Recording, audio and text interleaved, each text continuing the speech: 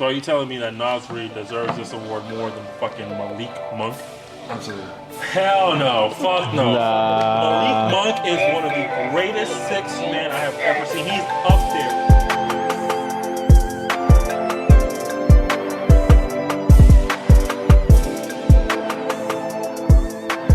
Hey, how y'all doing? It's Pluto with HoopTalk the Podcast. I'm here with TyDolla. I'm here with Nas. Let's go ahead and hoop. Check up. So, I'm going to go ahead and start with Nas. Nas, thank you for having me here again. And go ahead, give him your name, where you're from, the rundown real quick.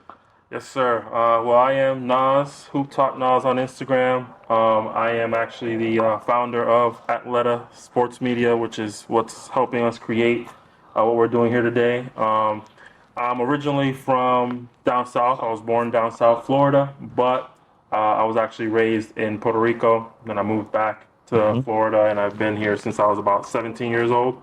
So I'm from a little bit of a different places. I'd say if we're going to go with what got us into basketball, I'd say what got me into basketball and what led me to be here today is actually Kobe, because I didn't know anything about basketball like around my however old I was in 2006. I didn't really know basketball like that. Yeah.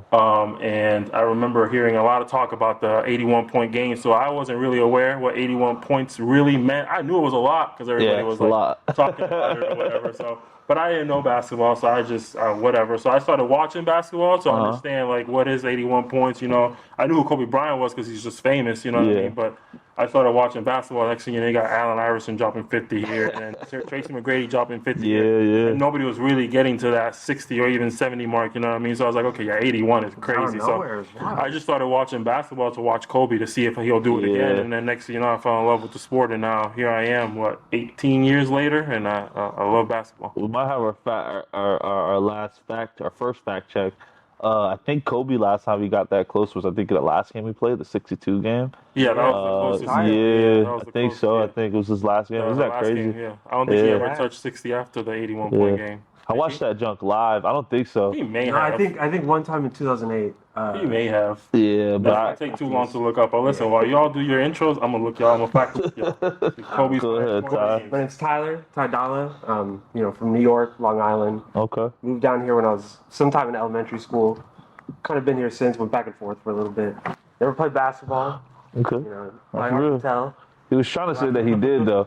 I look like it. You probably think I do. Gotcha. But yeah, so I got into basketball one day on Xbox. I randomly downloaded like 2K12, 2K13. Okay. When the Mavs versus the Heat were actually on the game. Yeah. It was a free version, and then just became a LeBron fan. Yeah. I love LeBron. Me too. My favorite player by far. For real. Probably the smartest player ever. Oh, yeah. Jokic is getting up there, though. Yeah. Pass over to you, though. Oh, okay. Yo, it's Pluto, also known as Lando. I am from Volusia County. I hooped in high school. I went to University High School, played AAU with the Titans basketball team as well. Sadly, didn't make the best decisions growing up, so, I couldn't really make it to that next level. But, what got me into basketball, sadly, is my dad's approval. JK. Kinda, a little bit. But another moment I can remember to this day, it was the moment LeBron hit that three-pointer on the Magic. It was the game 2. And I remember after that, I was that shot was to kind of signify me, as an NBA closer, and I can't hit a game-winning shot. So that's one shot, I remember, one moment that got me to wanting to just be consistent with ball. I think I was in 7th grade at the time. What was that one question? Why does LeBron need a dollar? Or why can't LeBron give you $1? Because he only has 3 quarters? I'll never say, I'm sorry, LeBron. Now, to fact check, y'all, Kobe actually did score 60 multiple times after that. 2008, I think he scored. Man. He scored 2007, 2016, which I think is the year he retired. Yeah. 2009, 2007 again, and so about 4 times he scored 60. Yeah, my bad, Mamba. Tried you. You're close. Tried you. Start with my first and only segment today, the Out of Bounds with Pluto. And pretty much what the Out of Bounds is, it's just going to be a random question, kind of just to get us in the groove of talking about ball, making sure that this is about ball, obviously. My first, an easy question, maybe you guys will know, what's the smartest play you've ever seen an NBA player execute? You know, in a sense, like maybe the best pass, maybe a good shot block, maybe a good steal, late closing. Like, what's the best play? Well, the smartest play, IQ play you've ever seen an NBA player, do. Do you guys remember when Rondo was on the Kings? Yeah, Boogie and everyone? yeah. So there was a play going back. You guys have to watch it. Yeah. Rondo tells Boogie just randomly go to the corner. There was nobody there, just completely empty. But he tells him to go to the corner because he saw the play that they were running up and he knew he's seen it previously. He knew that they were going to the corner for the shot. Yeah. Boogie goes to the corner. He sits there. Nobody comes in. Inbounds the ball. Eventually, someone runs over. I actually think it might have been the Hawks. I forget who it was. Go to take a three, and it was contested. They couldn't take a shot, and the Kings ended up winning the game. Wow. I thought just like remembering that play was ridiculous. Yeah. Very fitting that Rondo would be one of the smartest plays you can remember. Yeah. That man's a genius. That man's for sure. A genius, for real. And he's wild. Crazy ass personality. Spit on Chris Paul. Talking about Chris Paul. Go ahead, Nas. I'll go after you. Was that your favorite play? I got a couple Chris Paul's play, but you go first. I say my favorite play, actually going back to Kobe. This is back in the Dwight and Kobe days. Okay. There was against the Hornets. They were decent around that time. They were never really all that, but they were decent. They were winning games, so it was a competitive game. When Terry Rozier first got there? No, this was the Kemba Walker days. Oh, okay. This is way before Terry Rozier's time. Gotcha. 2012, yeah. Talking David West. No, after David West. Okay. Yeah, this is Kemba and whoever Kemba had at the time. I don't know. Yeah, gotcha. Either way, I know it was a close game. It was clutch, and Kobe was doing his thing.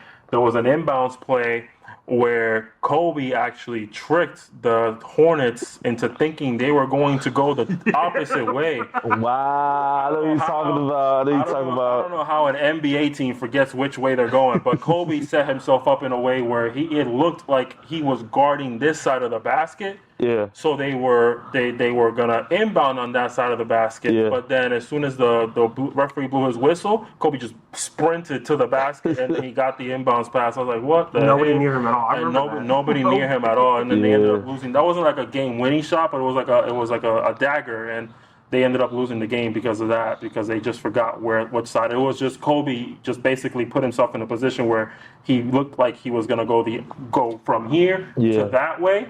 Because everybody was set up like they were about to set a screen for him. He was running towards the rim, too. Yeah, he ran around the screen. It looked like they were going to set a screen for him to go this way. So that's why it tricked them. So they really are guarding it for them to go this way. Yeah. But Kobe's literally left wide open this way. As soon as the referee blows his whistle, boom, he jets to the basket, just wide open layup. Dunk, actually. Wow. Quickest. Smartest player I've ever seen a player. We're going to have these highlights running while we talk about it. Somewhere on the screen. Yeah, for sure. And I was a Lakers fan. I'm still a Lakers fan, man. I was so happy. You were. Needed that win. You still are, but you were. Yeah, I was, and I still am. Yeah. Yeah, I think for me, it has to be the CP3 days. I know we're supposed to talk about like a specific moment, but I really would say like his tenureship with the Clippers, because if you really think of that Clippers team with CP3 and he had Lob City, then they got JJ Redick. He was really like the person. Like they were all specialists. Besides Blake, you could say Blake's a bucket getter, but they were all specialists. So the fact that he was really the catalyst of that team, he was the one making every decision pretty much. I mean, JJ Redick looks smart now. I'm not gonna lie, I got to give him his credit too. No, JJ Redick is raw, man. Yeah. But a specific play, kind of to go on with CP3, man. I gotta think, man, because he has so many plays, and he's one of my favorite point guards. But I would say it was a lob to Blake from like out of bounds or something like that. I can't really specifically remember the actual play. But I remember it was a lob, and it was just a CP3 pipe play. But I'm just thinking about the player in that moment. It would be CP3. He's like one of the definitely one of the smartest players that ever played the game. Yeah, for sure. Smart enough to win a championship, but smart overall. Yeah, Rondo was though. Rondo was smart enough. Yeah. So, that's what's crazy. Like, they're very high character guys, and they never got along, and they pretty much play the same basketball. I think CP3 would obviously be the better offensive player. That's probably why they don't get along, because they're so similar. Yeah. I mean, they're competitors. They're winners. They're competitors. Yes. Yeah, that's very true. People call Rondo Chris Paul all the time. Yeah, that's true. They do that shit and piss them off. All right. So I mean, we're done with the out of bounds with me. This is Nas time, man. It's fast break with Nas. So Nas, go ahead. There's a lot going on in the basketball world. Honestly, too much for me to really put on a list. So I try my best to keep it recent based on when we're actually doing this. But just a few things. You just mentioned JJ Redick. He sounds smart, and you're right. He does sound smart. Braun sounds smart. They're about to do a podcast together. I think it already started. I think they did their first episode. So good. And honestly, listening to them, I think I don't know nothing about basketball. Not at they're all. saying shit. I was like, bro, I coach basketball. I've never said this to a player. I was like, what are you saying? When you talk about X-Man or Yeah, we talked about it. Yeah.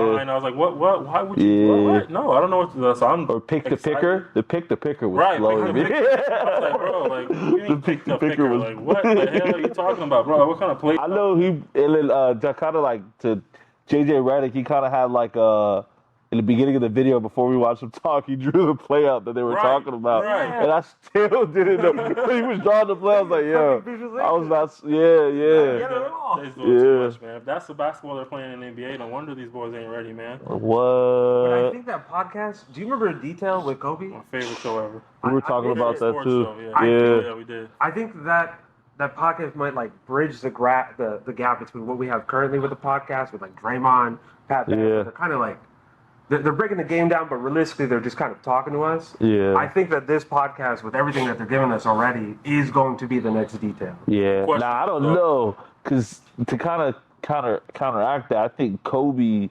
podcast was geared to like scores. It wasn't really geared towards. Nah, there was a Kevin Love segment where That he is was Scottie Pippen talking defense about too. his defense and Scottie Pippen's defense and Kevin Love's defense on Curry during that finals, which is crazy. You would never think to talk about Kevin Love's defense. Yeah. And when he broke it down, so he was talking about like as much as he could, really. Yeah. Now I think about it. Yeah. It was short lived though, and then they started doing detail for other sports or whatever. Yeah, it wasn't the same. It wasn't No, the he same. stopped that way before he he stopped that way. Okay, you're Yeah, right. he stopped that like a year or more before that, but Yeah.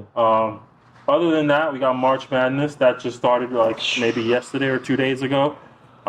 Pick your team right now, man, based on who's left. I got Duke always, no matter what. Yo, Florida was my team, man, but Did I they get think. upset? They got upset. Yeah, they did. That's another team that got upset. When we were Kentucky talking got about upset. teams. Yeah. Kentucky got upset. Kentucky was originally mine. I'm a Dillingham fan. Did Bama make it into the March? Bama, Alabama. Alabama? I don't even know, honestly.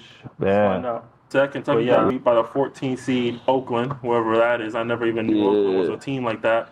And then Yale. Auburn. Yeah. Auburn got upset today by the 13 seed. Who was it? Yale. I think Jeremy Lin went to Yale. If I'm not mistaken. he did. Harvard. He went to Harvard. That dude who How hit you the. get upset by an Ivy League school, man? Like, come on, man. The boys, they got some good basketball. programs though. They got some good. education. They're not there. Exactly. They're not there to play basketball. It was crazy because the guy who hit the shot, he had like a step back, a double step back, a left-handed three. It was so ugly. I was like, man, they're really about to lose to these boys. No, there was another upset too that I didn't get a chance to put on. Yeah, it's been actually these last couple of years. It's been a lot of upsets lately. Speaking of college and speaking of Duke, I'm sorry I'm taking on the same. Yeah, no, you're fine. But what you call it? Maluak, or whatever, however his name is pronounced. He's from the NBA Africa Academy, I think is what they call it. What And position? He just committed. He's actually the third ranked player in high school or in college recruiting. He's the third ranked player, and he actually just committed to Duke, and he's going to go over there with Cooper Flag. Yeah, man. Yeah, in college, I look at metrics. What is his size? Like, how tall is he? He's 7 foot, yeah. Is he like is he one of those players that like, you know, is he inside the basket or is he like one of those? He's an interior presence. He's an interior presence. I don't know much about him. All I know he's ranked number 3, and Duke got him. Fire. I just felt like that's worth mentioning. Yeah, He's it's got fire. Cooper Flag now too. Yeah. Defensive He's monster. probably going to play the 4. If they put Cooper Flag at the 4, we're eating. Oh, We're no. You eating can play everybody Cooper up. Flag at the 2, bro. That is natural 4, position. they can't keep up. They won't be able. He's playing point guard for He's Monteverde. 6'10", maybe. He's 6 what? He can still grow 6'9" too. or 6'10". Bro, you could 16, 17 years you old could right put him at the 4, bro. But if you put that man at the 3, you could be on some Jason, what's his name, Jason Tatum vibes, for Duke. You could. Yeah, he could be on some Jason Because he's Tatum a vibes. shooter. He's a shooter. He's a passer. He's a blocker. He's a way For better. his age, like he's got some bulk to him Yeah. too. The thing with those players, man, like he's so advanced right now. It scares me to think if he's gonna have that same motor when he goes to that next level. Because at that next level, he has all the tools. I hope he has the confidence. Because I've seen a lot of players like Cooper Flag, and they don't translate into the NBA. That's a Cooper Flag kind of keep it on point. Yeah, I think that's a good pickup for him. Is there anybody else that's notable that's going to Duke with him? We have 3 top 10 players. The other guy is not notable enough. But Okay. I don't remember But his true name. freshmen are going to be starting next year? Freshman, yeah, for sure. Okay. I don't think a starting 5. Depends on who leaves. I don't think a lot of our players should leave this year. I mean, a lot of them, one or two of them are going to just because they're in Duke. You know what I mean? So they're gonna go first round. But like, out of our starting five, I can guarantee you one or two of them need to stay because they ain't ready to go. Like they're in a Grayson Allen situation. Like they benefit more by staying longer. You might as well get it. Because it worked out for Grayson Allen. You know what I mean? Like he built a good career out of it. He balled out in college. He was averaging 20 points. He made something out of nothing. I gotta give that man some credit. He became Duke's best player as soon as he decided to stay that extra year. Yeah. For the next couple of years, too. In the NBA, there's a lot of crazy highlights, bro, that we definitely got to talk about. We're definitely got to put all these on the screen, bro, because let me tell you, Kyrie is on one, bro. Yo. Actually, I'm not even going to start with that one. I'm sorry. I'll do that last. Please. I just saw that alley. I know you're about to talk. That dunk's crazy, bro. Like, he had a couple weeks ago, he had that dunk from Josh Green, the alley-oop. Base on. I was like, what the fuck? And then, what was it? This week, he just got another one on a fast break from Luka. I was like, bro, this is not Kyrie. Nah, 100%. Ramadan Bairi, baby. Ramadan Bairi. Try to think of the last time you thought of Kyrie hitting 2 dunks in a season. Bro, I don't remember seeing Kyrie dunk in a season. I seen him dunk once. It was on Cleveland. But I really don't remember. 2017, he leaves the Cavs. He's dunked 12 times since then. Bro, Kyrie has dunked more this season than Blake Griffin dunked with the Pistons. Poor Blake, bro. That's back when Blake was in his bag, though. Blake was in his bag with he was his first year. Yeah, he was in his bag. Aside from that, he hit the left-handed floater from the free throw line over Jokic. That shit don't make no sense, for the game. That shit don't make no sense. Bro, Kyrie, after going how much time do they spend without eating? Is it just a day? No, they a week. It's like hours sometimes. I just got a whole rundown from my Muslim brother who's trying to convert me. He was saying it's from like sun up to sun down, and they can't even drink water or nothing. They just gotta like a dehydrated, starving Kyrie. Bro. Came with his left hand, bro. With his left hand. He's naturally left-handed. I just saw a clip. Apparently, he's naturally left-handed, huh? A little less crazy, man. It is a little less crazy, but it is still a difficult shot. He typically shoots with his right, so it's typical. That's crazy. What not as exciting, but Bam did hit a 3-point shot for game, which was tough because he's not typically shooting a lot of threes. He's shooting them more this year, though. Yeah, I got a game winner over. I don't even know who. Did I write that down? Yeah, versus Detroit, which is less impressive. But still I got beef with Bam. I got beef with Bam. I just feel like Bam, bro, when he goes and plays those actual good centers, he's not the same player, bro. That's how I feel about AD, but we're not gonna get into that today. I'll go on. I don't see that with AD. I think AD be showing up. You seen AD against Jokic and Embiid, bro? He got ate up. Yeah, those boys are physically stronger than the boys. Those are the centers you're referring to, though, right? Yeah. Those are the two best centers of the league. He's going off against Nurkic and Valanciunas. It's like, who cares anymore? Yeah. Like, so here's a valid question for y'all. Who's the third best center in the NBA? Third best center in the NBA. It depends. Sabonis. You consider AD Sabonis? I think Sabonis has got the best out of AD. If we are considering AD a center, then AD for sure. He is a center. He's been the center the last 2 years. The last couple. AD. I mean, but after that, top 5 would be Sabonis and Sengun. Yeah, I'm taking AD over Bam. I realistically think those three are interchangeable. Yeah, for sure. I think Sengun. You can. I say Bam and Sengun are interchangeable, but I don't think they're better than Sabonis. Yeah, I think Sabonis takes a spot over them easily. I think they're like 5A and 5B. Sabonis just broke the record for most double-doubles in a row, bro. Like, insane. I mean, you see what he's doing with the Kings? He's. I mean, De'Aaron Fox was nasty before, but now they're a real playoff team consistently. He's got that Jokic game. It was funny because I saw this picture. I don't know if you guys know about Pokemon. I'm a nerd. Y'all will find that out. So they had like a picture of Charizard, and it was Alcide, whatever the dude is, Alcide Grun. Then they had a picture of Charmander. And it was Sabonis, and they had Charizard, and it was Jokic. Oh, we're gonna find out. We're gonna put that on screen. That was the most fire because it's true. Because I think though Sengun next season is gonna be better than Sabonis. I think Sabonis is a little bit out of position. Next season. I think he needs one more season before he can get there. I think Sabonis will only get better.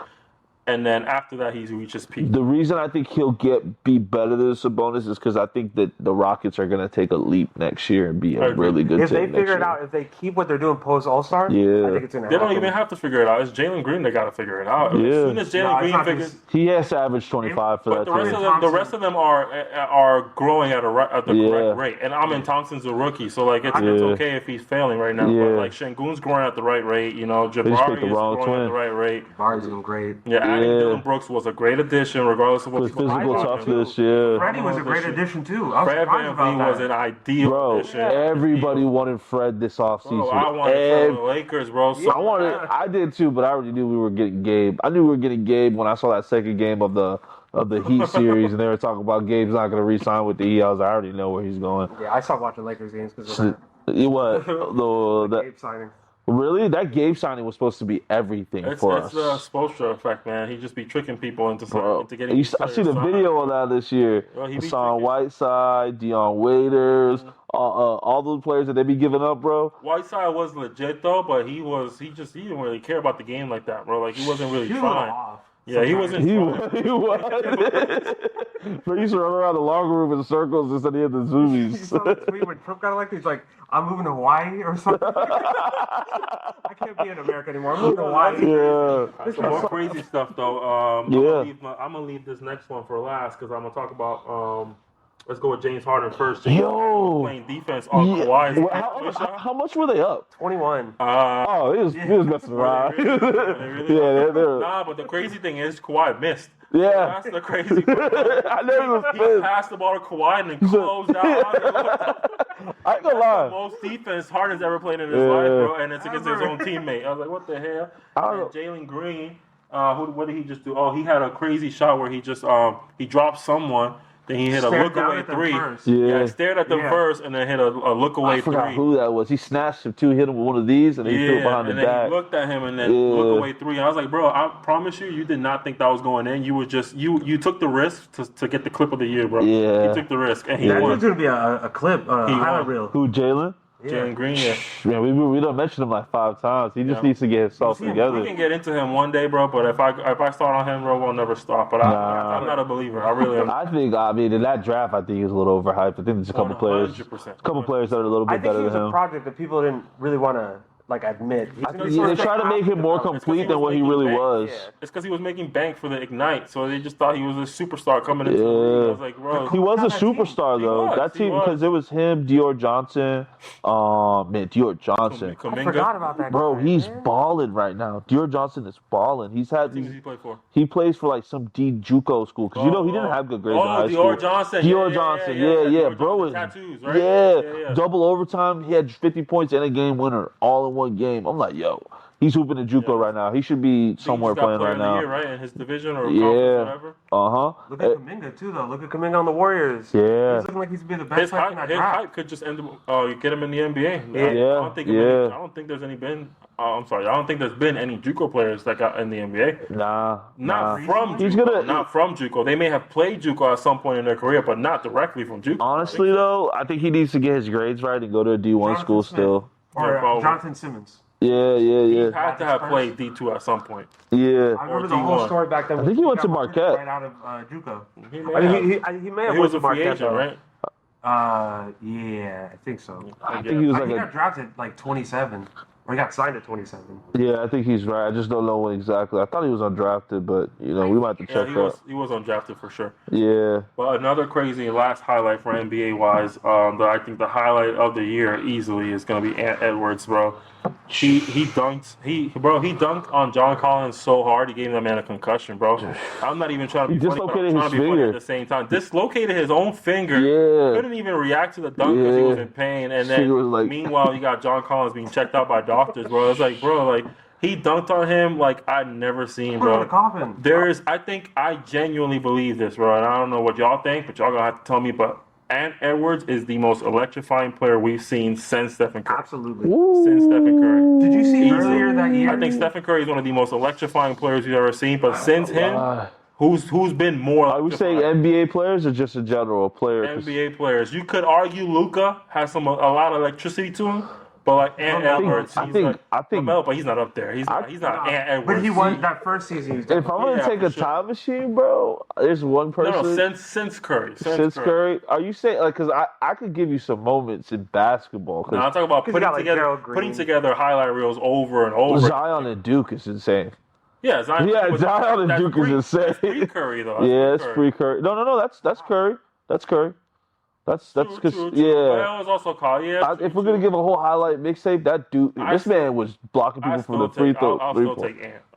I'm taking Zion. That's Zion. Because he's also doing it at the NBA level. True. That's also got to take that into consideration. But bro, he's talking about game-winning blocks. We're talking about crazy. He's topping his best dunks, and all of them are just out of this world, bro. Yeah. Honestly, the only one that was giving him competition until now was Ja. Ja was super electrifying. Bro, wow. The NBA misses him. Yeah, but now he's been out so much now. Ant took the throne. Yeah. At least right now, he's definitely the most electrifying player in the league, easily. He tried to do the same thing with Embiid back in like December. Almost killed that man. Yeah, for sure. Embiid got the block on him though. He's out of his mind, bro. Easily. Yeah. So that's pretty much all I have for my fast break. We can get into our regular topics of the day. You. All right. So segment 3, it's what truly separates a pro hooper from a local hooper. So I could definitely attest to that because I experienced that in my life. I'm a local hooper. I would call myself a West Crowd legend. I have dropped the most points in that gym. I got a lot of respect. A lot of people respect me too there. You put in a lot of time. I've trained there. I trained with Nick and his dad there.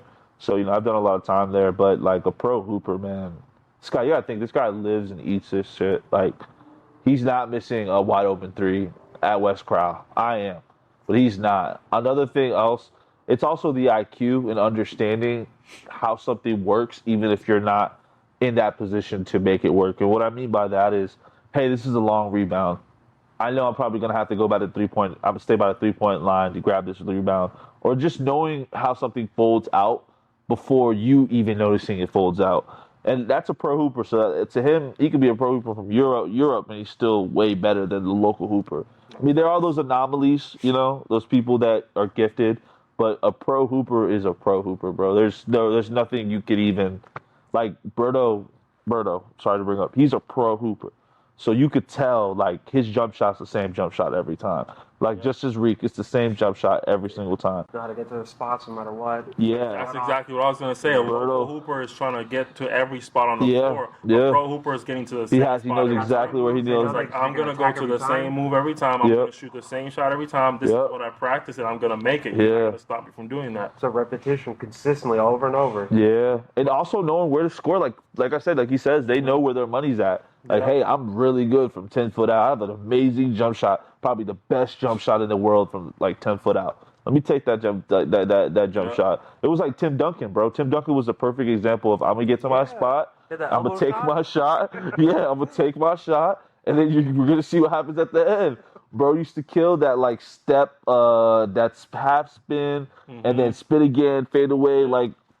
Banker. Yeah. Or it was like on the baseline. He'll get to the baseline and turn around and jay it. There's no better example than LaMarcus Aldridge. That's another person, bro. Getting to the same shot every time. And all they do is they work on counters to get to that shot. They're not looking to, you know what I mean? And worst case scenario, if our defender is good enough, now I'm working on counters to get off of you and get to a different shot. You know what I mean? Yeah, 5 different ways to get to the same spot. Sean Livingston has never missed a turnaround mid-range. Yeah. That's a pro hooper. And another big difference is like these local hoopers don't understand how organized the game of basketball truly is. They play the game thinking that it's all, at a whim, you know what I mean? Like all sporadic and improvised. It was like nothing these players do is improvise. They make it look so easy to us. We think that they're just, they're 100%. that good, or Kyrie's doing all this stuff and he's just that crafty. It was like Kyrie's doing this because the system is implementing him to do that. Yeah, you know what I mean? Kyrie's, if he goes to a team that the coach is just like, we're not looking for these shots, Kyrie might not look so good. Even though he's a phenomenal player, there are coaches and systems that can make players look worse because the game is so organized. You got to take this shot. You can't take this shot. On a fast break, this is what we're going to do. You got 5 players on the court. When we're on a fast break, this is what you're going to do. This is what you're going to do. And every fast break, you watch them, boom.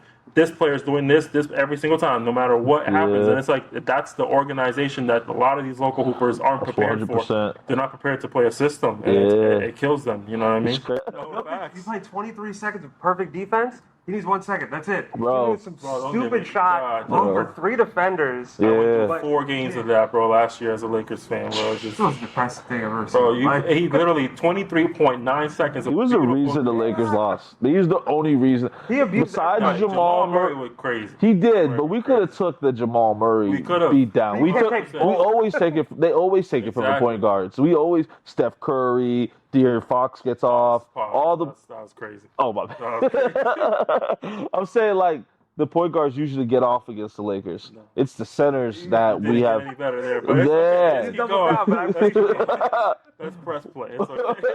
Well, it's the point guards who do really good against the Lakers offensively, man. Because they got no defenders, really. There's nobody at the 1 or the 2 that's Well, D'Lo's their point guard. That's just enough right there. D'Lo's Defense. been great, but Not on he's defense. not that defensive guy. No. And Reeves was average on defense last year, trash on defense this year. So, but to get back into it, like that's another thing that really separates a lot of these local guys is the discipline to work on these things. You know what I mean? Yeah. And then a lot of these guys don't realize like if you're not gonna play defense, you gotta go crazy on offense. You know what I mean? Like Reeves is gonna have a career because he may not be playing the best defense, but he does so many great things on offense. You can offset that as best as you can. Yeah. Those 2 points that he didn't get you, Underrated passer too. he can get you a pass. He can create 2 points. You know what I mean? But these guys, they're gonna take time off on defense and then botch it on offense. It's like sit your ass on the bench. You're not gonna make it in the NBA like that. Look at someone like Dion Waiters. You know what I mean? Like sporadic. You know, like what's the word they use on? Streaky. He's a streaky player. J.R. Smith, He's Dion J.R. Smith. They Waiters. don't play defense and then they botch it on offense. It's like, well, this is why you had to finish your career earlier than you wanted to. Discipline. They discipline. They J.R. train Smith- for all these shots. But J.R. Smith stopped playing when he was 35. Like that's that's not terrible, but it could have gone longer than J.R. that. Smith went to Dion China for a Waiters little bit, finished too. way sooner than that. You know? Don't forget, J.R. Smith went to China. He played for the Shanghai Sharks, and he Exactly. came back. Like these NBA players right now, they're not the same as they were with like, a lot of players will be done after the 13th season, 12th season. Like the wear and tear isn't the same. Like KD, if you think about it, bro, we're being blessed. We have the best basketball probably right now, longevity-wise. We have KD for 17 years. We've had Steph Curry for almost 15 years. We've had LeBron for 21 years now. Yeah. So like when you really think about it, bro, like with longevity, we're actually Tim Duncan was with us for almost 15, 16 years. He played almost 20. He 18, played about 20, 17, 18. That's what I'm saying. Like Kobe, 20. Like we are the generation that gets the longevity. I feel bad for those players that didn't have like those athletic trainers and because who knows what their careers would have really been. They were lasting 12 years, 12, 13, 14 On years. the other side, though, that number is going down. People are getting more injured every year, and we're not really seeing longevity anymore. We're seeing people retire a lot earlier. Yeah. I'm gonna say something controversial here. We need to get rid of AAU. AAU basketball is a cancer. It's causing people to get injured more often. It's causing these kids to come in the league with so much wear and tear. An additional 4 years on top of their high school career. I make a lot of money from AAU basketball, so I don't agree. But I played AAU I understand what you're saying, though. I don't think we need to get rid of AAU basketball. I think we need to regulate AAU basketball a lot more. We can't have these trash-ass programs promising these kids like they're about to do something when all you're doing is just taking money from their parents. I don't think kids should get paid in high school. I know they're getting paid right now, but I don't think kids should get a lick of money in high school. I think all the money they should touch should be in It's college. controversial. I don't think they should get paid in college either. That's my personal opinion. Because we're from that I generation. think they should get paid. I don't think they should get $7 million. I don't think that's $7 million. I mean, you got to think about it though. There's some of these players, like we said it earlier, they fizzle out after college. So that $7 million they made in college might be the $7 million that kicks their family out of poverty. March Madness is a multi-billion-dollar operation that they run every single year. Yeah, bro. Alone, not counting the rest of the league, not counting the tickets they buy for that. March Madness alone, 1 month and realistically 2 weeks. 2 weeks. They're making billions. They can afford to pay these guys. They deserve it. Yeah. They get injured. They ruin their career. They're not able to get insurance. A lot of them. But on the AAU route, I think you're right because it's poisoning a lot of these players who think they're better than what they really are. And you would know, you see it. Like even from where I'm from, a lot of people think they're really better than what they really are. And then I noticed, this is how I got my wake-up call. I played center in high school. I was 6'2". I'm not playing center in college, even if I go to JUCO. And I'm not playing center in any other league. So when I went to a center power forward training camp, the elite one in Florida, dudes are 6'8", 6'9", 6'10". It's the AAU coaches, and it's partially also your parents trying to tell you this dream that you're going to be a 6'2" center. Like, no, you're not, bro. And the only 6'6" dude I know is Chuck Hayes. If you know who Chuck Hayes is, he was 6'6". He played center for the Rockets. But other than that, man, They like do that That comes into the coaching too. Like the coaches have to be able to like, listen, we're gonna have to use you at center, but let's work with you so you like develop your Draymond, skills. Chuck You know what I Hayes, mean? Make them more yeah. positionless. Yeah, like at least Everyone's playing. work on their skills at least. You know, help them with their dribbling, help them with their Yeah, shot. a lot of these Don't kids just don't make do them that. learn how to do hook shots and post moves and all that kind of stuff. Because Because you're not gonna do that 6'6" or 6'2" in the NBA. that's why a lot It's of not these gonna kids happen. and all these high schoolers, college players, they're not ready to play at the pro level, man, because They're not there's getting so the many things holding handles, them there's no back, shot. and then you got to think about their personal life, what's holding them back. You got to think about their school, what's holding them back. Yeah. It's like there's so much that they're not ready for. They don't realize how little amount of people actually make it to a pro level. Yeah. And they got the skill, you know what I mean? So like my real question here is like, is it a skill issue or is it a will issue? I think it's a will. I think it's you're a not, will. You're not going out of your way. And who's stopping you from going out of your way? You know what I mean? You can bike to the park every day to play and do all these silly little pickup games. So how about you bike to an empty park and work on your game? Dribble the basketball 2,000 times. You know what I mean? Shoot the ball 500 It's a times. sacrifice. Like, You're sacrificing your enjoyment. Your you know entertainment who's making those for a huge goal. sacrifices? For People who Kyrie really Irving. want to go. It's all about you. You got to be able to push yourself to do the things you don't want to do. Yeah. And that's really where that cutoff is. If you're not disciplined enough to truly say like I got to do everything that I don't want to do. I got to go to the gym every single day. I got to run every single day or jog every single day, run a mile, whatever the case is. Yeah. The discipline is where a lot of these guys just lose it. And that's why I say it's a will. It's not a skill. Everybody can dribble a basketball, can learn how to dribble a basketball, can learn how to shoot, can learn how to play defense. But if you don't got the same discipline that these other guys have, if you don't work as hard as these other guys do, then you're just gonna be left at home complaining about how I'm better than him, but he's in the league. I didn't get enough opportunity. Turner Charles Are you Barkley. actually better than him? Like for real? Like, are you actually? Because he's there because he worked harder than you, so that makes him better than you. You know what I mean? Just because you cooked him in that one college game 3-4 years ago Just doesn't mean he's the same player. Look at Rashad McCants, man. I hate his take sometimes, bro, because he's that same. Love that man. He has that same mentality. It's like I cooked you in practice, so I'm better. Like, bro, I get what you're saying. He wasn't working as hard as them. You know what I mean? Like, he wasn't working as hard as your teammates, whoever they were. I think he played for the Wolves, right? He played for the Wolves. You weren't working as hard as He caught a couple bodies though. He caught a couple bodies. I didn't know he was catching bodies Yeah, before. of course he did. But like, His build is wild. He was tough in college. He was super tough in college, but like, He fizzled out. It fizzled out because at the end of the day, all his mentality was I'm better than you. I should be getting more opportunities than you instead of I'm not getting the opportunities. What do I have to do to get them? You know what I mean? How can I be better? It's that victim mentality. You know what I mean? Like, He also had like that, like you said, the victim, but it's also like the complex of not coming off the bench, being a starter. Even when he was having his troubles at UNC, he was still a starter. You get what I'm saying? Yeah. So go ahead. It goes back to AAU. If you think about it, they're told that they're the best. They're given everything that they want their entire lives. They're taught a very specific way of playing the game. They get to college, they get past it to the NBA, and things are completely different. But that's not just AAU. They get told that at every level. At high school, but every player that's in the NBA right now, I promise you, was the best player on their high school county team, or even the district, best player on their college team, and probably besides Westbrook. True, he had played with Kevin Love, but they're one or two at least. You know what I mean? Yeah, top three player. Top three. You know what I mean? Like you have situations like Zion and RJ and Cam who played together. We all know who the best one is. It's exactly Zion by far. Regardless, they were top of the crop. You know what I mean? Cream of the crop wherever they played. So like they come into a higher level and they realize like Cam. That's what happened to Cam. He's the shit in high school. Comes to play with Duke. Now he's got Zion and RJ, and all of a sudden now it's like, damn, I'm the third option. And then he comes to the NBA and it's like, damn, I'm not even an option anymore. Like, let's go to Tyler's award race. This is the one we're all waiting for because this is where we're probably going to all argue at. One of them I know. Yeah, for sure. So the first one is MVP stats versus team's impact. There's a compelling story, and what the compelling story in what ways more. So pretty much, I think what he's asking in there is, who's your MVP player of the year and why? Or pretty much, right? Why I'll let you go first. This is yours. So I'll go last. I'm going Shea. Shea is realistically, my favorite player this season with Bron. Yeah. But beyond that, I mean, he is scoring over 30 points a game. Dude is hyper efficient. There's no place on the court where he's not going to score from. He's not going to get a shot off. He has been shooting three. That's the crazy part. He put a lot of money on his threes. No. He's gone up. I think he's shooting like 3 threes a game now. Yeah. Shooting like hyper efficient, 38%. For sure. Free throws, he's getting to the line like it's nothing. Yeah. He's passing. He's a point of attack defender. Yeah. He's a good help defender. Yeah.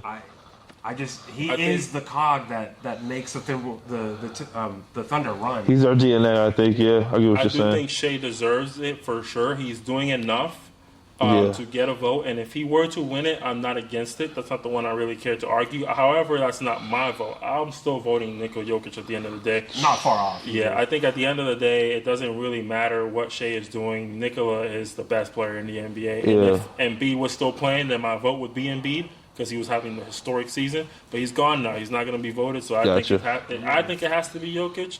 However, I do understand that Shea does deserve a chance to be considered, and if he ends up winning, that's not a bad choice. I wouldn't be against it. He's number one right now. I wouldn't be against it. He is an extremely valuable player, and he is sort of kind of carrying that team because the other players are playing great. Chet and Jalen, they're great players.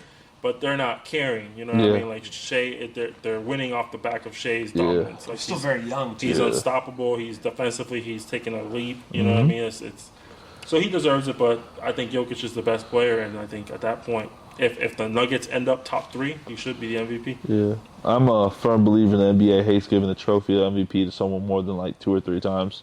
I don't know why. Exactly why I don't think it's Michael Jordan. They're trying to. LeBron. Yeah. No, well, LeBron should have won MVP. LeBron could have won MVP 4 or 7 times. But he should have He got a 3. He has 4 MVPs. 4? Well, I guess they won't give him 5 because him and Michael are tied up. They're not going to give that man that 5. But 5 MVPs, that's crazy. I think he has more than 5. I'm pretty sure they're tied up on MVPs on 4s though, because that's where they're tied up. Close. But what I wanted to throw, I have two MVPs that I got in my dark horse one, which I'm really just giving him his due. Jalen Brunson has been freaking hooping this game. For anybody under 6'1" and what he's hooping like and how he's the Knicks don't have any help right now. It's him and whoever else is on Hernestein, I think DiVincenzo, Hart's playing. There's some good players, but I'm saying their actual ammo, like their big guns are out right now. I think OG just got back, but he got hurt again. And I think, we don't know, Randall's kind of on that same timetable as what's his name, Embiid. But really, I think the MVP this year is, you said it, man, the most electrifying player this year is Ant, man. Now, I will say, I think Ant's the only two-way player out of that whole. You say that. Keep going. Sorry. Yeah. I think he's out of that whole what you guys mentioned. He's the only two-way player. I think also Ant is literally like on a team where he's the best player by far. Like it's Ant and then whoever's on Minnesota. And I think he realized it this year. Oh, I think he realized. I think it was supposed to be. I think Karl Anthony Towns last year was still holding those keys, but I think he realized like the only team we're gonna really win is if this man gets 25 shots instead of me, and that's why I think he's the MVP. To be honest, he might be this generation's. You know how we had Kobe, and then other people had Michael Jordan. I think that's going to be Anthony Edwards going to be the one to take those shoes where he's like everybody's favorite player to watch, kind of like that. Oh, I love Kobe, like because when you look at a Kobe and Michael Jordan fan, their DNA is a lot different than a LeBron fan. I think LeBron fan is more of an appreciator of everything. When I look at when I see Kobe and Michael, I think jab step. You know, I just think of like people who are purists, like people who like scores, people who like watching like entertainment basketball. The guys. Yeah, and I don't have to throw away Kobe. Kobe's basketball was super entertaining. He had some of the best basketball ever. But yeah, that's why I put Anthony Edwards up there, man. I think he could go down as being I disagree with one thing you said. I actually don't think Ant Edwards has reached the point where he is playing like he's him. I feel like he's still. I think he's at the stage of his career where he's trying to get people involved too much. Yeah. I don't think this is gonna sound weird. I just don't think a player like Anthony Edwards should be averaging 26, 27. I think he could average 32, 35. I think he needs to average 30-something to really Which is why I said I think it's we have to. To be him, you have to put yourself in a position where the team and yourself have agreed, no matter what happens, I'm going to get my shot. You know what I mean? I think he's at a point where it's like, I want to get Cat involved. I want to get Gobert involved. Cat's gone now for the year, so like what you're saying, I think that's going to happen pretty soon. I think it's going to happen. I don't know if he's MVP yet, and like I think people are asleep on how good Minnesota actually is. Not to mention people don't realize like a lot of their winning comes from what they bring to the table on defense. That's what I'm trying to say. Because on defense, that's what it is. So I just don't know if Anthony Edwards is realistically like MVP per se. Yeah. I think he's getting there. I just don't know if I would be willing to really vote on him. I will agree with you on that though. Like real quick, like what you said, like. He also has insurance on the back end. He has Gobert. He has Karl Anthony Towns that are shot blockers. So, like, I guess playing that tight defense that he plays, he could get away with getting sauced, and then someone could still help him and get the block. So their team defense is like they play that old school string defense where everybody's kind of like switching, and it doesn't matter who. We just got to catch a body. I think they have. I think Minnesota makes a couple good moves next year. I think Rudy Gobert has to go. They can't keep both Karl and Rudy. I think Karl might have to go. I think Cat might need to go. And I think they need to go. Defense because of Rudy and Finch. People hate Rudy so much because it's like he gets so much money and praise for having no real skill set. What he doesn't show up on the skill.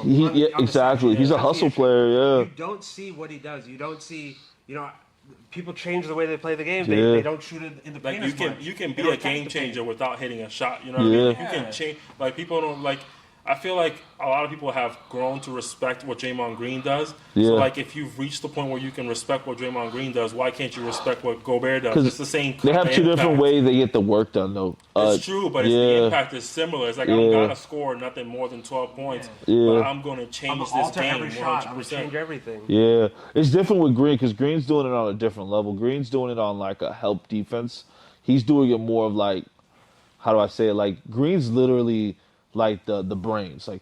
Clay, left. Or I don't think Rudy's that vocal. I think Anthony Edwards is more of like the vocal one. But I get what you're saying. Like, I think Draymond gets more praise because championships. But I think Rudy Gobert being back-to-back Defensive Player of the Year, I think 3 of them, right? And then, he's not going to win one anymore. I mean, because Victor. But I actually think he's about to win this one. I don't know, because Victor's stats, he has more blocks than him. And, like, certain more defensive rebounds than Rudy right now. Get to that one. I got a whole story. Well, here, let's move to that. So... Defensive Player of the Year. Defensive Player of the Year. I don't think that Wemby has the numbers yet because of his team. I think that's the issue. He's altering these shots. He's getting a lot of blocks. He's getting a lot of steals, rebounds. But his team is like what? They're bottom 8 in defense. And I understand that it's a single player, but you look at Rudy. He goes to a team like the Timberwolves, usually bottom defense. They're now a number 1 defensive team. Yeah. His impact is showing. We haven't got Wemby's yet. Yeah. Still very new. Might happen, but... Yeah, it's too early to say Wemby is Defensive Player of the Year. He is an incredible defender. That is a fact. Absolutely. But is he a Defensive Player of the Year? I don't think so, because when you look at defense, it's similar to an MVP ratio. You're looking at the best player on the best team, quote-unquote. Oh, so you guys group those with the team? Like, you think that's a team trophy more than it is an individual? I think team success matters. I think you have to be the best defensive impact on the best defensive team or one of the best defensive teams. Yeah. And the Spurs are trash. So it's like you can't really say Wemby's the Defensive Player of the Year when his blocks, his steals, his length isn't truly impacting the defense that the Spurs are playing overall. Yeah. When it should. People are going to think that it shouldn't, but it should. Everything you do on defense should actually make the players around you better. And not even the players. But the team's defensive ability should become better by you being that great. And I don't think Wemby figured that out yet. Exactly. Not yet. It's a very big thing. I think he will. I don't think his teammates have figured it out yet. I think Wemby has. Because you got to think, like we were talking about, he went from however many blocks to averaging 1 point whatever more. So to me, in general, when I look at it, I look as Defensive Player of the Year. There's two trophies. We'll get into it. It's 6-man and Defensive Player of the Year. I think those are more of like a solo act type of thing. But again, when you guys put that perspective of team, I think that's where, if we're going to look at it like that, he's not going to win that. And I honestly don't know who would. I mean, Rudy might be it, right? Well, it has to be Rudy. It has to be Rudy then. Rudy's playing better defense than he has in any other year in his career. And that's saying craziness. Because he's been an elite defensive presence. And I think he's better now than he's ever been before. Yeah. Now, how about this? Do you care, or do you think versatility matters when it comes to defense? No. That's where Draymond That's where Draymond and him drop off, because I can't switch Rudy into. This is why LeBron's another one of my favorite players, because he went to that Miami Heat year where he came in second place with defensive. He guarded 1 to 5. He remember we talked about Thiago Splitter getting blocked at the rim. Like, he guarded 1 to 5. So when I look at that, I need like a 6'8" dude who can. I can trust you with the 7-footers, and I can trust you with the 6'1" guard. I value versatility more because if you're able to defend the perimeter, you're able to get put out there and not die on a switch. Because if you look at Rudy, every time we get to the playoffs, it's played off the corner, unfortunately, because once he goes to the perimeter, it's it. Yeah. They're going to cook him every time. The only reason I don't value the versatility for this award, I value it in general. Yes, I want the more versatile defender like AD. I want a versatile defender. I love AD, which is why I would vote for him as Defensive Player of the Year. This year? Yeah, I think he has a good run. He's done good. I would vote for him for Defensive Player of the Year because he can switch on any matchup and lock you up. You know what I mean? But I don't value it for this award because when you look at versatility, you know, how much value does it truly bring that you can switch or not? At the end of the day, what Rudy can do defensively doesn't need to be in the perimeter. He doesn't have to switch. You know what I mean? Because at the end of the day, if you can have your guards do their job and if they get beat, Rudy's not gonna be scored on. You know what I mean? So it's difficult to say that, you know, someone like Draymond or AD are more valuable on defense because they're more versatile on defense when realistically all the numbers point towards Rudy brings the best defensive impact. You take Rudy out of the equation and the Wolves are likely a bottom defensive team. Whereas AD and someone like Draymond's not really in the picture as much this year, but AD, for example, you know, his versatility hasn't truly made the Lakers. Joel Embiid was running for that too when he was here. When he was healthy, he was going for it too. But that hasn't truly impacted the team's defense. Like AD individually looks like a great defensive player. But has it really made a difference for the Lakers? The Lakers are still trash. You know what I mean? Like the Sixers, even when Embiid was doing what he was doing, were still trash. The Warriors, are you tripping? The Sixers were balling. Offensively they were much better. They were like defensively they're pretty much what they've always been. Overall, they were not a top 3 team. Well, you got to think about it. Who are the defensive players on that team? Joel Embiid. It's just like what you said with Minnesota. Who are the defensive players on that team? It's Rudy Gobert, and I think their small forward. He can lock up a little bit with Anthony Edwards. So, like, they got 3 players, but like, there's not a lot of teams that have 3 players that are That's not it. defensive. Mike Conley's a great defender as well. People sleep on him. McLaughlin's a He great be getting defender. lost in the picks, though. I'm not gonna lie. Mike Conley's so small. Think about it. What does your defense do for your team? You know, true, it doesn't have to be for your players. You can't make players better on defense. They got to work that out themselves. Yeah. But your defensive impact has to be able to improve. Even if it's something as simple as communication, so your teammate will at least be there. Worst case scenario, you know what I mean? Like that viral clip of LeBron and AD. LeBron says, I'm gonna send him left. And that's the play I was trying to say, the exactly. smartest one. I'm gonna send him left. He's gonna run right to you. AD's just right there, so it's like that makes defense better. Screen. Because would LeBron be able to do that with another center? You know what I mean? Would he be able to sit down with the center and say, I'm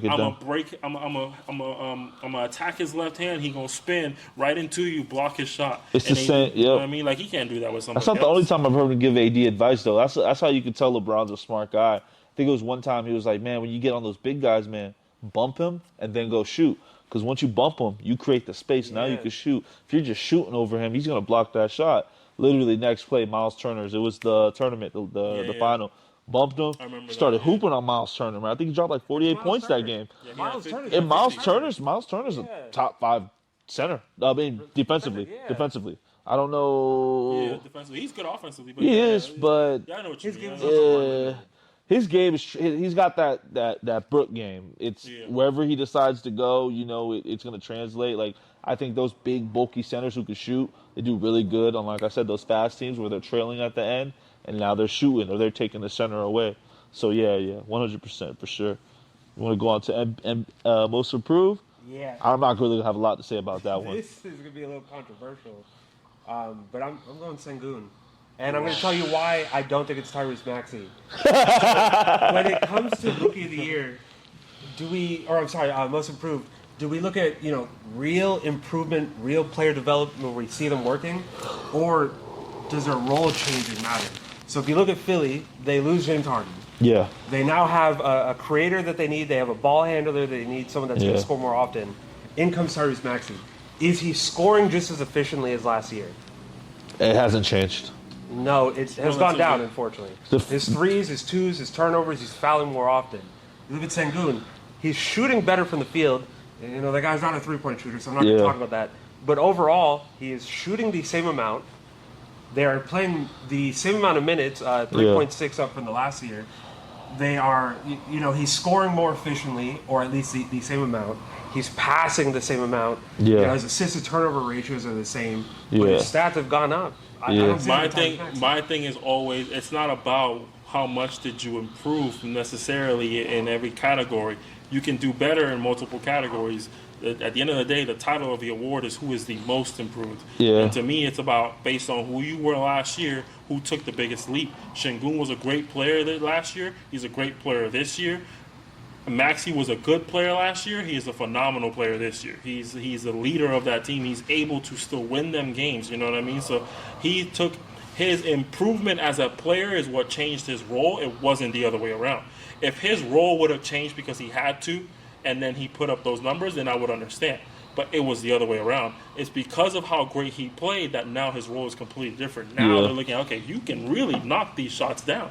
So we're going to continue to give you these shots. So he's more improved than Sengun because Maxey went from being a third option on a team to an all-star. First option now. Went from being realistically arguably the best player on the Rockets last year. He was almost on the G League at the beginning of last year. He was arguably the best player on the Rockets last year. He was. Again, the best player on the Rockets. So it's like, is he the most improved or did he simply just improve? But do you look at stats when you look at most improved? So if he's not shooting as well as he was last year, if his shooting has actually gone down, but his scoring has gone up, do we really only look at the scoring then? I look at impact. I look at how much is your impact compared to last year, and I think Maxey's impact is greater than Sengun's impact compared, because Sengun's impact, he is a reason the Rockets are doing better, but the Rockets could do a lot better than what they're doing. You know what I mean? A lot of other factors are playing a role in why they're doing better. Fred VanVleet, Dylan Brooks. I was about to say that Jabari. his supporting cast got a lot better. So like Sengun isn't really the reason why they're better. He's not the only reason. I think talent for talent, Houston might be better than the Philly when you line up. All right, this is what I mean by player for player. I'm saying, okay, we got Embiid, we'll go Sengun, right? For talent wise, we'll go Tyree, we'll go. What's his name? Yeah. Tyrese wins. And then, no, I'm not saying who wins. I'm saying, like, when you match up all the talent that the Rockets have, the talent have more Rocket. I'm not saying they have more talented players. Yeah, the Rockets have more talented players. I think Philly has the better players. When it comes to, like, the two best players, they obviously have the two best players. True. When you saying 1 to 10, but they also have Buddy Hield. They also have Tobias Harris. I think after, like, the third player, Philly drops off tremendously. Fourth at best. Fourth? Okay, fourth. But like, the Rockets don't. It doesn't drop off, like... Who are the top four players? You got Jabari. I think Brooke... what's his name? What's his name? So we got Brooks. We got Jabari. We got... I'm going to put Thompson up there. Green, Sengun. Thompson's not up there. Eason.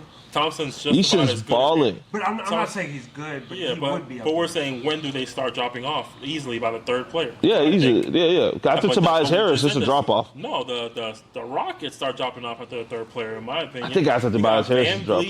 You got Sengun and you got Brooks. We'd even throw Greens in there. Jabari's not there yet. I think you start dropping off at that point. I think Jabari is there. I think Jabari's better than Eddie after three. Stop there. After four, it definitely drops off. I think after four, it's shaky. So that worst case scenario, they're equal. You know what I mean? No. That's what I'm saying. I think next year, if they move them pieces right, they can be really freaking good. They're building a great team. Yeah. With a great coach, who's I the think. Coach again, Udoka? Yeah. They'll be a lot better next year once they figure it out, for sure. I'm still going Sengun though. I don't think so. You don't think so? Okay. For my most improved, and I'm sorry he got hurt, but I don't know how many games you watched from him, but I got to go Scotty Barnes. I think y'all tripping. Yeah, that's I think a good one. They traded Pascal because they decided we're going to run this all through Scotty now. That's why they had to get rid of Pascal, because they basically do the same thing. I think Scotty's a little bit bigger. Yeah. I would go Scotty Barnes. I think the fact that you got the best player and they traded him to say you're now the best player, I think that's sign. Forget the statistics. I think just role-wise, you went from probably the third best player your rookie year to now you're the first best player. So I'll go Scotty Barnes. But, like, to win the actual thing, I think Tyrese is going to get it, man. I think Tyrese made a big move this year, and it was not a move he expected within James Harden leaving and then, Embiid getting hurt. He had no choice but to be the most improved player this year. He had no other option. Who are they going to rely on? Tobias? Embiid was there playing at an MVP. Oh, no. He was not going to get that. No, Tyrese never fell off. Tyrese was at his peak when Embiid was there. No, he's playing worse. He was getting easier shots. Yeah, he's playing worse now. He's getting harder shots now. They're what you're saying that everything kind of dropped off. The reason why is because he is the offense now. Yeah. So both of you guys are right. That's where the role change. Yeah. But I understand. That makes sense. Yeah. Who's your most improved? Tyrese. Okay, Tyrese. Easily. Yeah. I think Scotty and Şengün are the only ones that can give him any argument. But Surprised no one said Tyrese Halliburton. So an all-star NBA has this thing where if you win the All-Star game, you don't get most improved. But even without their little rules, no, I also still don't agree. He's actually doing worse this year. Yeah, though. Kobe White's been a really good three-point shooter. I'm actually looking at the list. Yeah. But Kobe White's that role change that I talked about, where realistically, with everyone gone, he kind of stayed in the same role. Well, you have to. It's the same thing that I said with Maxey. Is the role change really what's changing it, or did he play better, which is why they continue to increase his minutes? I think it's a mix of both. There was a lot of injuries on the Bulls. Yeah. We saw a lot of people. I think for most improved, it's usually like that though. Like unless you're like on a super stacked team, but it's like not that. Everybody can do it with the minutes. So it's hard to do it. Able to do it, that does count for something. He should absolutely be considered. I think he's top 3 right now. Most improves comes with a role change. I think that's where we're all deciding. You go from like a 7th man to like the 5th or 4th man on the team. Yeah, I think that's 100%. It has to coincide with each other. The year. I have a question before we get into this. I think we could just cut that one short. We know. Can we agree? Yeah, bro. But let's do this. This is where This is what you guys were debating outside a little bit. How far is Wemby and Chet though? I think it's talent-wise. People say so. I think it's just as far as people say, if not further. I think it is too. People say it's ridiculously far. Like people say it's like Wemby to. I don't even have a comparison. They say that Chet shouldn't even be in the running at all. Nah, they're wilding. They're wilding. I think this is a good example. I think Wemby as far to Chet as Jason Tatum is to Jaylen Brown. Ooh. I think Jason Tatum is a far better player than Jaylen Brown. I got one even better for you. I think it's a Luka Jason Tatum vibe. No matter how good Jason Tatum gets. I agree with that. How far do you think? But that's because you don't think they're far. I think they're really far. I think Luka. We don't got time for that. Man. Luka runs his whole team and rebounds. Luka is better. Way better though. Not way better. No, man. he's not way. You put JT on that Dallas team. It's not the same Dallas team. I'm not saying Luka's not better, but he doesn't clear Jason Tatum. He doesn't clear him. Like he definitely wins the battle, but he doesn't clear him. Where is he better at him then? What is JT defense? But other than offensively, I agree that Luka's a better player. But your notion that he's way better is where I think you're wrong. Like the way better. All right. So because now you're just saying Tyler's right because of you. I appreciate it. I don't like JT like that, so it's all good. I have a question with this though, with Rookie of the Year. Do we look at positions a little bit too much? Do we not look into positions, different variables, different responsibilities enough? I got a dark horse for that too. I think Brandon Miller's a good one, but James Vasquez. I think Hammy played good. I think all the extra stuff is unnecessary. There's nothing to truly debate that Wemby's not the greatest rookie we've ever seen. I'm saying in prior years, I feel like we don't really look at positions as much. So out of the last 20 rookies, 14 of them were guards. 2 of them were centers. Wow. Are we not considering that maybe centers, they play a different role? But can you name one Rookie of the Year that probably didn't deserve it? Malcolm Brogdon.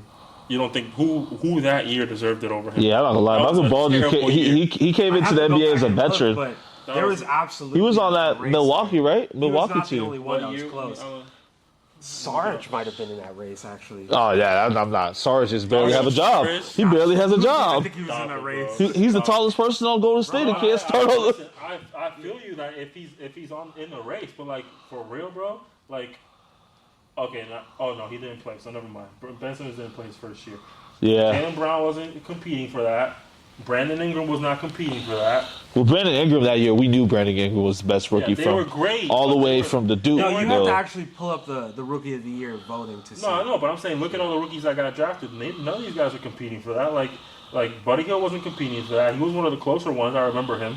No, I'm genuinely. You have to go back and look at it. I'm telling you, that was a close race. Brogdon barely won that. Who did he barely The hit? argument is like, did anybody deserve it more than him? I don't think they did. so. I genuinely do think so. Who do you think deserved it more that year?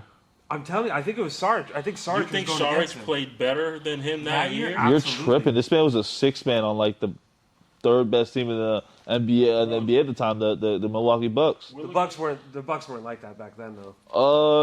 He was on that championship team, No, wasn't but he? that was I 2016. might take it back because his numbers weren't as fascinating No, as I they thought were they not. were. Nah. I don't even. He averaged what, 12 points a But game? like where Saric is, It was. I think it was on the team that he was on too. yeah, Milwaukee was a I good don't team. remember exactly who it was. You do have to pull it up, but I'm almost certain it was Sarge. based on this, Saric was second in Rookie of the Year. Yeah, so it was Saric, and his numbers were better per se. Yeah. Okay. So we go to the numbers. Sarge should have won it. He barely got a job right now, man. I do believe that Malcolm Brogdon was the better impact, though. I think that's why, if you look at impact to a team, I think Malcolm Brogdon truly did make a difference for the Bucks as a rookie. And it's hard to do that, you know what I mean? Yeah. But 100%. the last one that you're going to talk about is the one that I 100% wholeheartedly disagree with you. All right, so I guess we can go to the last one. This one's going to be a good one, 6-man of the year. I haven't been watching basketball enough to give you that. Disagree. There's only one right answer. This is just a take for me. This is Go ahead. Nas Reed. I think he's a good I'm a pickup. Nas Reed fan. Wholeheartedly. You guys too. have to understand. Me too. I'm No, the I biggest think Nas he's a Reed great. fan I that think you'll he's a see. great player. Anybody named Nas is a great I think- person, bro. I think Nas Reed is a 6-man of the year. Isn't he from Florida too, Nas Reed? He's from Florida, right? He's a part of Jelly Fam, so I think he's from up north. Okay. Great scorer. We've seen it. He could shoot the three. He's a paint scorer. Yeah. He's all around. Great. He can grab and go. He Yeah. can grab the rebound Fast, and initiate he the offense. moves. Good passer. He's low key. The stats really don't show it, but he's a great passer for the Timberwolves. Yeah. So a great defender, versatile. He's not defensive player of the year or a defensive team, but he plays defense. So are you telling me that Nas Reed deserves this award more than fucking Malik Monk? Absolutely. Hell no. Fuck no. Nah. Malik Monk is one of the greatest 6-man I have ever seen. He's up there this year alone, not overall. I'm about to say Jamal Crawford, This year alone, I know he hasn't had these type of years every year, but this year alone, his season as a 6-man is up there with Jamal Crawford. It's crazy and Lou because he was with LeBron and the Lakers, and I swear, He had a great year, but this year is triple, quadruple, quintuple. He was starting that, at bro. shooting guard that year, though, with LeBron and the No. Lakers. Matters in the NBA, Must and be out of Nas your Reed mind. is No, No, I'm agreeing with you. Out of your mind. I'm agreeing with you. Bro, player. Malik Monk is averaging no 6-man, no reserve is averaging more minutes, more points, and a higher efficiency than Malik Monk in the fourth quarter. A reserve that is your closer and probably going to take a shot before got that your clutch two gene, best though. player. He's got that is a clutch 6-man gene. of the year. Malik's always had that clutch gene, Career though. highs in points, assists, and some of his efficiency numbers. Like, come on. Yeah. No, I'll give you that. He's running away with that just the award. versatility you get from Nas. It's crazy because, like, not to What is kind that of word when to you get kind all of the side votes? with him because I watched a couple Kings games. Unanimous. I would watch Malik. It's unanimous. Like I would watch Malik come in the game, and it's like the offense is being ran the same as if Devin or as Fox still in there. So what you're saying part is, of He's better than yeah. Malik Monk is a better player than I'm kidding. Yeah. No, I was Malik Monk is balling, bro. Yeah, Like, I think he's gonna get a good I contract think next we year. need to revisit his numbers, bro. He's balling. Nah, He's he is, balling he is, way he more is. than Nas Reed. I'm not saying he's not balling. It's Nas going to be a Reed- close race. To It's me, not a though, close race. what you're getting from Nas is just more valuable for what I'm into. I think I looked it up today. I don't even think Nas Reed was my second choice. 6-man. Norman Powell is having a better season than He just Nas came Reed. to life though, like literally after Russell Westbrook got hurt. Yeah. Nas Reed also just came to life after Kat got hurt. He wasn't playing. Nas has for been this. hurt. Yeah. Nas has been hurt. Like this, his numbers took a big jump because of the I points didn't he's even putting look at his up. latest You gotta numbers, think so more if they're minutes, more better, points. then I'm going to vote for him even more now. Yeah. Well, that's what he said about Norman Powell. So it was the same case. Yeah. So, I mean, Nas is locked in for me now. All right, so appreciate this that. is gonna be the funny one, Coach of the Year, because I think the Minnesota's I think it's between Minnesota. It's not Doc Rivers. Well, hold up. And it's not Darvin Ham. Surprisingly, he's doing very well. But Darvin Ham is a basketball terrorist.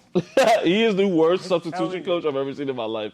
And LeBron had some really bad. I think Mike Brown used to be really bad with substitutions back in the day. I think being a good coach who knows when to pull him in and reel him out is very, very underrated, bro. So Darvin Ham is not as bad as the media. he got better. He's a slightly average coach. He's Like, worse than Luke Walton. Absolutely. Fuck no. Nah. If could you never tell me not worse make than Luke Walton. Darvin Ham the head coach of any other team, he would do better than Luke Walton did on what was it? The Kings. The Kings. He went to the Kings and has the same exact team that Mike Brown has right now. Exactly. And is balling out. So he didn't have Monk or Sabonis. No, he had Sabonis. They made that trade. No, he didn't have Sabonis. The Luke bonus Walton just trade. came here a couple of years ago. Yeah, he's Luke 2 Walton. years This is ago. a completely different Mike trade. Brown came a year ago, 2 years ago. No, but Luke Walton Yeah, was that's what out I'm saying. before Luke Brown Walton came. was way They must have made that trade Luke around the Walton same time he got after fired. a year.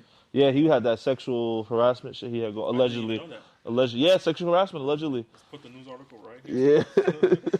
But, But, no, I think I'd probably go Chris Finch or I'm gonna say his name wrong, but The Thunder. Dignall, I'm gonna the go with Thunder's Thunder. the Thunder's coach should Coach. really. Now, Either one of them. he's doing the most with the least amount of he's the youngest actual. team by far. Yeah, he's doing the most with the least. He should. It's between him. To me, it's the Thunder. It's Minnesota. It's all these little market teams that are playing really good. Even the Cavs coach. Even Maybe the, Big to be honest, Honestly, low key, Magic's coach. Joe Mazzulla deserves a little credit because he's managing a lot Nope. of talent. no, It's he's, not easy. he got It's not he got that easy to- Steve Kerr vibe. He got that Steve It's Kerr not, no, it's treatment. not easy. I think Steve Kerr's a great coach, regardless of what anybody thinks, bro. But it's not easy to manage all that talent, bro. You talk about guys who want to be the guy all the time. To be able to fit them all into the system and win consistently, like it's not He's got easy. three good. Well, he got what you're saying, to kind of capitalize it. He has Jaylen Brown and Kristaps Porzingis bought into these. I want to say role playing And things, Jason Tatum but had less to shots. take a step down to fit Porzingis in. You think Jason Tatum makes that decision on his own? He doesn't. That's coaching. They have But to they sit knew, him down and yeah. say, you're going to have to take less shots this If we year. want to Are you win, ready for we that? need him. Yeah, they needed KP. I think the Celtics are the front runners for the championship. He's But a like I dark said, horse. yeah, I wouldn't vote for him. I'm just saying he's a yeah. dark horse. I don't think he's gonna win it just because, like you said, he's Yeah, a dark yeah. horse, and he had a great record season last year. Yeah. So I don't think he's gonna win it. You But got I, Finch leading the number one defense in the Yeah. NBA. But I think honestly, man, if anybody deserves it, if really truly the two is the Magic coach because we're really sleeping on him, Yeah. and Yeah, we OKC. What, OKC. Magic's on a I 4 say seed right now? OKC, Magic, and Wolves are the ones that should. I think really- they should be. Nobody else should be in that discussion. It shouldn't be Ty Lue. I know Ty Lue did a good job because he's doing what you're saying, managing. But I don't think you should throw. I think it should be one of those I'll little. put a Bickerstaff up there too. Biggerstaff is doing a good His job, top bro. three, the Cavs? Mobley. Yeah. But Garland. Bickerstaff has so many jobs in the NBA, bro. No, but he's worked. You know how many Garland- teams he's head coached? Didn't he coach the Magic? He's coached every team in the league. But think about how many injuries that team has gone through. Garland, Mitchell, and Mobley all missed at least 20 games this season. No, he's doing great. And they're He's still a messing top around. 3 seed. Yeah. That's why. Well, he's kind of lucky that it hasn't been all at once. It's been But a lot of them one have of them for a little overlapped. bit. Yeah, it's like the The Donovan Mobley Mitchell and Evelyn. The Garland one's definitely Yeah, overlapped. yeah. Garland. Allen, Mobley, and Garland were injured at the same Allen, time. Allen is low key. He's not a defensive player of the year, but he deserves some sort of recognition. Allen deserves recognition for most improved. I was gonna throw him in there for. Because he was a previous All-Star, he probably won't He's get much averaging looks. 20 and Yeah. 12, I But think, or he's something doing like great. that. He's improved his mid-range. So if we're talking about skills, he's improved his skills. His You know, defense Yeah. is actually his the real defense deal is now. good. Yeah. Yeah. I was gonna say I just didn't want to sound crazy earlier. I was gonna throw Jared Allen in there, I was gonna say bro. Herb Jones, but I decided not to. Yeah, I he's really doing do good think You're though. gonna lose him. I promise you. Herb Jones? He's going They somewhere. can't He's pay- getting they can't paid. pay him. Yeah, They he's can't pay getting. him. He's too good of a defender. They So, stacked up. and he's too a much. really good corner 3-point shooter, bro. If anything, he might go to. I mean, a great team for him to actually get some shots up would be the Pacers. I think the Pacers would love a player like that. I think they need some defensive identity. That's one thing we should talk about next week for everybody. Like maybe when the season's kind of closer to an end, maybe free agency and what players should go where and where it will look the best. I think that would be really good for the fans and things Also, like that. End season check-in. Oh yeah, Because we're running out of time. Do that. We are. Yeah. tough matchups this week. Yeah. Playoff implications. We got Nuggets and Wolves. I'm going to talk about this really quick. Did they play already, or they're going to play? They're going to play. It's 1-1. They got 2 more games left. But they're the tough matchup already passed, or they're... It just passed on the 19th. Oh, okay. So these are a little older. Basketball this week. That game I'll do that this week. That game was ridiculous, and it showed that Chris Finch, Gobert, or somebody on the Timberwolves figured out how you can slow down Jokic, or at least the Nuggets in general. And Draymond talked about this as well last year with the Lakers. There's a stat where if you can hold Jokic down to less than 6 assists, your numbers just drastically go up for your win percentage. Well, yeah. I think, actually, I have it. So, regular season, less than 6 assists, they are 30-35 for the Nuggets winning. But I've been saying it. That's a 49% win. If we make Jokic a scorer, you win, because that's not what he wants to do. He wants to get the team involved. That's why the team is built the way it's built, because he is looking to get everybody involved. He has the IQ, the court vision to make every player on the court better. Yeah. So if you allow him to do that, he's going to score 25. So if you allow him to get 25 and then also get 12 assists, he just dropped over 50 points on you, basically. Even if it wasn't just him putting it in the you know what I mean? So let him score his 30 and 35, but hold him down to 5 or less assists. And now all these other guys need to get going. They need to get hot. You stop them from doing that, and you win the game. That's why the Lakers got trashed. Matchups, too. The Lakers matched up perfectly when it comes to height with them. I think the Lakers do a lot of not putting LeBron at point. And I don't mean to bring up LeBron, but when we're talking about matching up with the Nuggets, you're right. It has to be size for size. And what you're missing at is the Wolves are matching up with them size for size. If you think about it, after Nikolai, your next tallest player is 6'8". The next tallest player after Rudy was another 7-footer. Then we have, what's his name? The other good defender, the 3. He's like 6'9". 6'9", and then you got Anthony Edwards, he's 6'6". Mike Conley's like their really small player in that offense. Been the best defender for Jokic on the Wolves? It's none of the players that you named. It's Luka Garza. Yeah. That dude, he knows how to perfectly body him up. And that's the thing with Jokic. Luka Garza's actually a really thick guy, too. But he's high motor. He's very strong. He's thick. Yeah. He's going to defend him properly. He's good with his hands. He's going to get steals. But the big thing with Jokic, we've seen it. AD doesn't defend him that well. Rudy Gobert doesn't really defend him that well Too either. small. A lot of these lengthy guys, they don't work. You need someone that can body him up. Yeah. He's going to bully you around. Make him feel uncomfortable. You make anybody feel uncomfortable. That was a success. Now, it wasn't the same Jokic, but that was the success of the 2020 championship. Yeah. It was the physicality that Dwight and McGee brought to the table. Like, people aren't going to talk about it because it wasn't the same Jokic we have today. Yeah. But, like, Dwight Howard was low-key locking him up. You know what I mean? Like, he was being too physical for Jokic to get comfortable. If it was a different Jokic, I do understand that. But, like, players like that are what Jokic doesn't want. And it works the same for a lot of players who are you know, get to your spot heavy, you know what I mean? Yeah. Because when you get physical with them, that's when you stop them. Look at how the Boston Celtics stopped Kevin Durant. True. Got physical with him, just foul them without fouling him, basically. That's why Pat Bev, all these smaller defenders work so well on him, because they know how to do that. Jordan Poole is the best sixth man ever. they put him to the sixth man, and he's playing like he wasn't the Warriors. Balling, bro. Yo, The secret is you just have to figure out a way to integrate him. Yeah. Him starting just doesn't work. I don't think he's one of those players you can put too much on his mentality. I don't think he's that. Man, I'm going to sound so mean. I don't think he's that smart to. I don't think he's that. He's not a calculated player. Yeah, his basketball IQ is very, very low compared to what a starting point guard should be. And that's why when they made that switch with him and Jones, I felt like, okay, we know what he can do now. He can come off the bench, give me some buckets. Your job is to get me buckets off the bench. Man, he's averaging 24 off the bench. Efficiently, too. Nicely. Looks like the old Jordan Poole, because you're not game planning for him anymore. He's one of those players you can kind of sneak in. I don't know if you remember back in 2K back in the day, the X Factor. He would have been like the X Factor. I think he should ask for a trade. I think he can go to a championship team and help a team actually win off the bench. I think this year with him was a year of growth, and I think this is what he needed. I think they needed to give him everything he wanted to understand that maybe you're not ready for everything. I think he shot himself in the foot because of last year's playoffs. I think a lot of teams are going to look at it as like, is it sustainable? When it's time to win games in the playoffs, are you going to be on the floor? Because when he played last year, he barely saw the floor.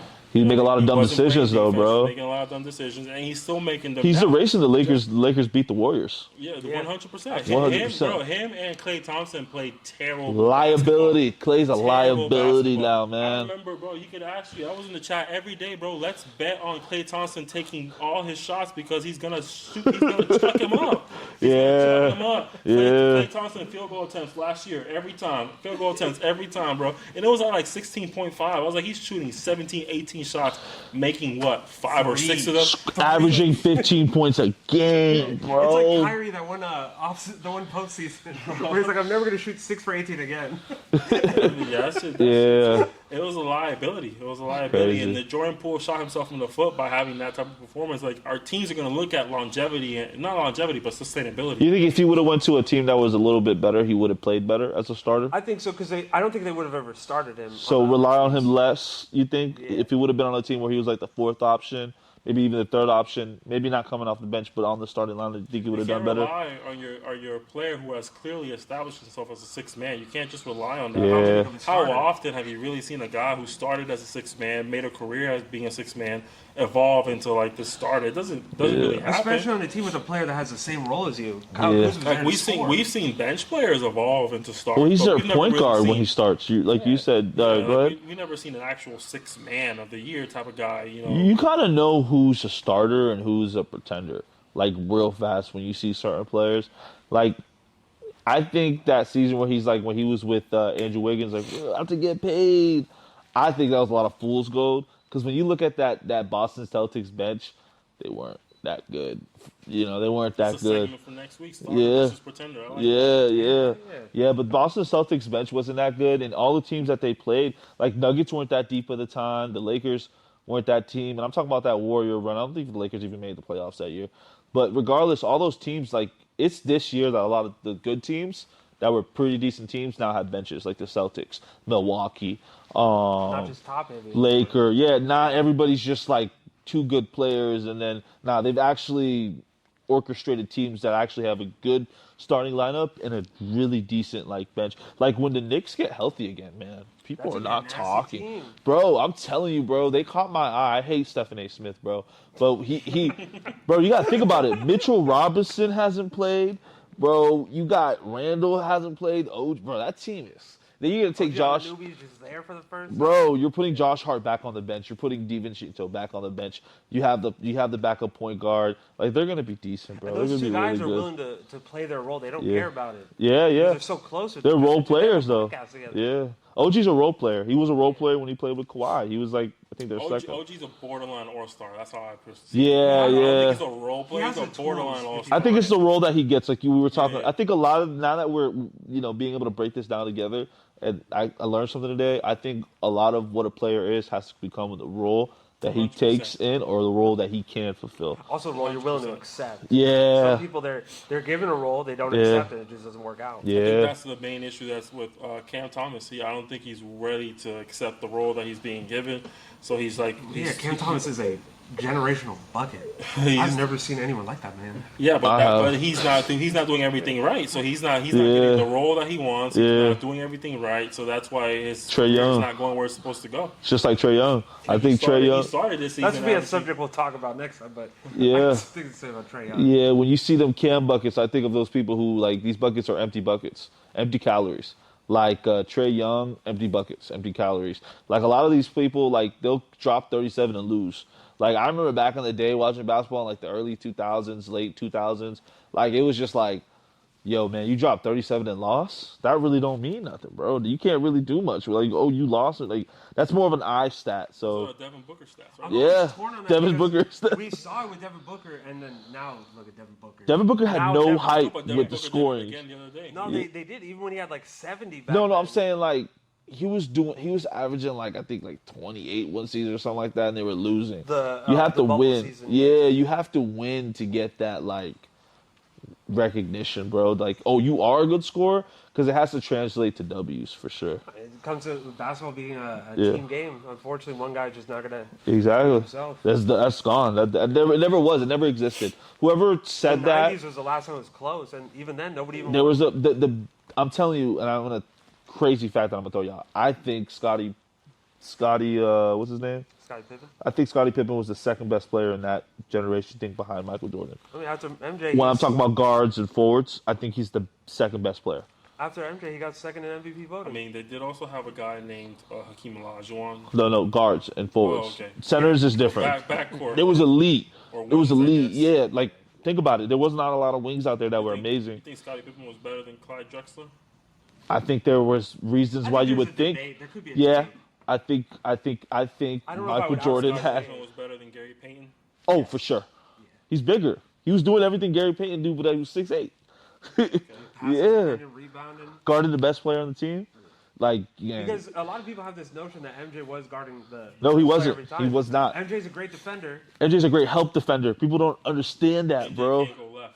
Yeah. We're done with the 90s. We're done with the 90s. But MJ But- just had a good defensive team. Yeah.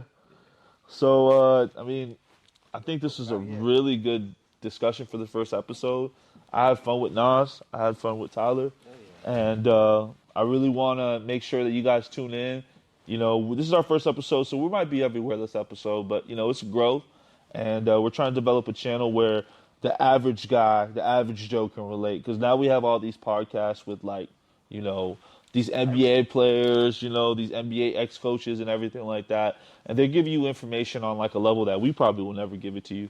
But we're giving it to you as a fan. We're giving you, you know, historic moments. We're giving you highlights. So we really want everybody to tune in. Give us an opportunity. And, you know, we really enjoyed it today on Hoop Talk. You know, guys, did you guys enjoy your first day, man? All right, man. Well, listen, we're about to check up. We'll see y'all later.